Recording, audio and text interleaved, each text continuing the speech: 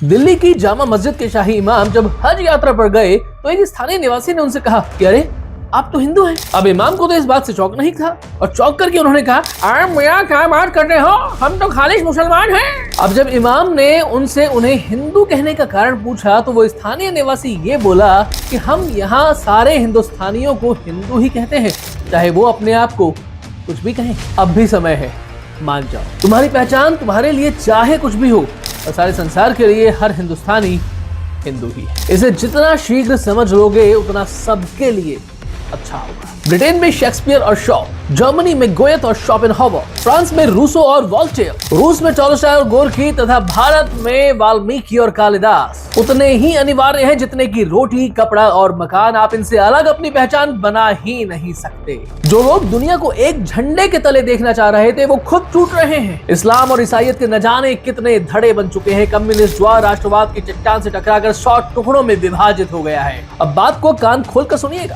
France जब शक्तिशाली होता है तो यूरोप के छोटे छोटे देशों को अपने पैरों तले रौंद डालता है। इंग्लैंड का इतिहास सब जानते हैं। जर्मनी ने अपनी प्यास बुझाने के लिए पूरे संसार को 2 बार विश्व प्रलय में झोंक दिया। सोवियत रूस ने यूएनओ की नाक के नीचे हजारों हंगेरियन और चेक गणराज्य के सेनानियों का नरसंहार किया। अपनी विजय के दौर में स्पेन ने दक्षिण अमेरिका में इंका सभ्यता के साथ साथ पवित्र मंदिरों को भी नष्ट किया। पुर्तगाल के चरित्र को आज भी गोवा के हथकड़वा चौराहे पर अनुभव किया जा सकता है। तुर्क और यमन देशों के दुष्चरित्र से तो भारत में बच्चा बच्चा सुपरिचित है। और दूसरी ओर है भारत, जिसने सहस्त्रों वर्षों तक अजेय शक्ति और समृद्धि प्राप्त करने के बावजूद पूरी दुनिया पर अपनी आध्यात्मिक और सांस्कृतिक छाप छोड़ी। हमारा प्रकाश कभी तीव्र कभी मंद हुआ लेकिन कभी बुझा नहीं। हमारी एकीकृत सांस्कृतिक चेतना ही हमारी राष्ट्रीय जीवन का श्वास है। यदि आज का यूएनओ कल की विश्व सरकार का अग्रदूत है तो हिंदू राष्ट्र की तुलना में अनुकरण के योग्य और कौन सा दार्शनिक आधार हो सकता है। वयम अमृतस्य पुत्राः।